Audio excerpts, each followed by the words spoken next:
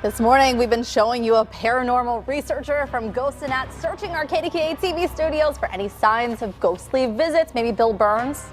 Yeah, well, you never know. You never know. It's KDKA. Real-life ghost hunter Brett McGinnis has checked out every corner here at KDKA, including Ron's weather station. I think it's interesting that we mentioned that in particular to see if anything turned up. Brett is with us here now to share his findings. And first, Brett, tell us what called you to investigate all this, and how can you tell if something's haunted?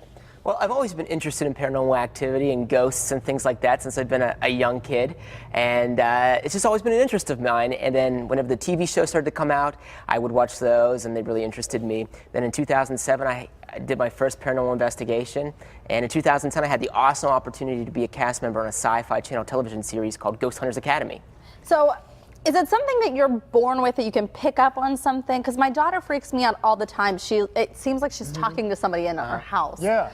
And I know that kids have that ability maybe to see things that we can or that we've blocked out. So is it something you're born with, or is it more of the use of tools and things? I don't have any superpowers or anything like that. I just have an interest, but they do say that children and animals even can see things that we can't. So I rely mostly on my scientific equipment to try to make contact with the other side. And so what do you bring here? Because we saw you walking around our studio with something in your hand that kind of looked like a cell phone. Sure, yeah. So a couple really popular paranormal tools we have is a K2 meter here. And what this does is it measures electromagnetic fields. And electromagnetic fields can occur naturally, but also they're associated with paranormal activity. Also a very popular piece of equipment that we use is a voice recorder. This picks up something called EVP, that stands for electronic voice phenomena. Those are voices or noises that we can't hear with our own ears, but they're picked up on voice recorders, video camera, audio, things like that. What is the spookiest or weirdest thing that you have found? Like, the most exciting, perhaps, ghost encounter? I was investigating this abandoned nursing home one time, and it was me and a group of 5 people, and we looked down the hallway, and we saw a hand come out of one of the doors and wave up and down to us for about 3 minutes, actually, believe it or not. And the wall was very strange there. The wall almost looked like it was vibrating at the time. So it's a really interesting encounter. So for something to happen for 3 minutes, it's not like, did I just see something? That was like, you definitely saw something. Did you walk up to it? Did you try to touch the hand? Did you, as a reporter, I'm just so curious. So many questions. Well, we stayed where we were at. It's shocking to see something like that, and you do question, am I really seeing this? But whenever there's a group of several people there, and everybody's seeing the same thing, it's undeniable that something was happening. So it did go away, after about 3 minutes, and we did go down there, and there was nobody there.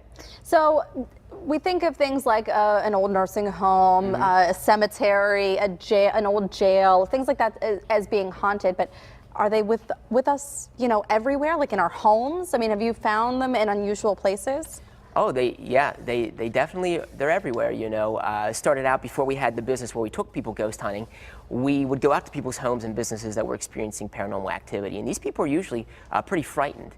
Things have happened to them or their kids or their animals, and they kind of want to know what's going on. So we go out there and we'll check it out for them. And in generally, are ghosts friendly, the ones that you've encountered? Like Casper? Or I would want Casper in my house if I had to have a ghost. But, or are there sort of bad spirits going on? What have you encountered? Well, I don't know if there's bad spirits, but there's definitely mean ones. We think like a mean person is going to be a mean ghost.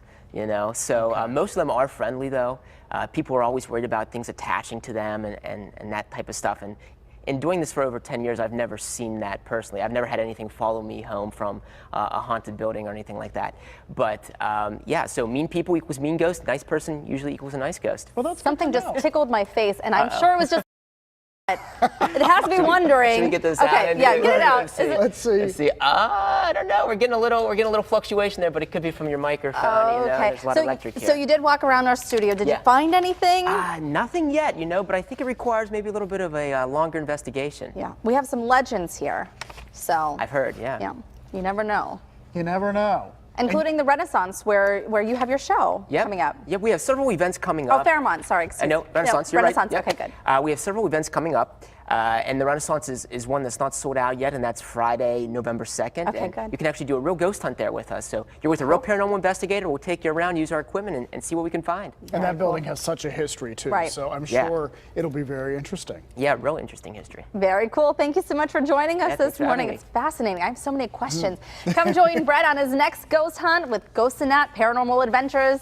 That's Saturday, October 27th. Is that one sold out? Yeah, that one just sold out. It just sold out. Okay, so that one was at Anderson Manor on the north side. Then again on November 2nd, as you just heard, at the Renaissance Hotel in downtown Pittsburgh.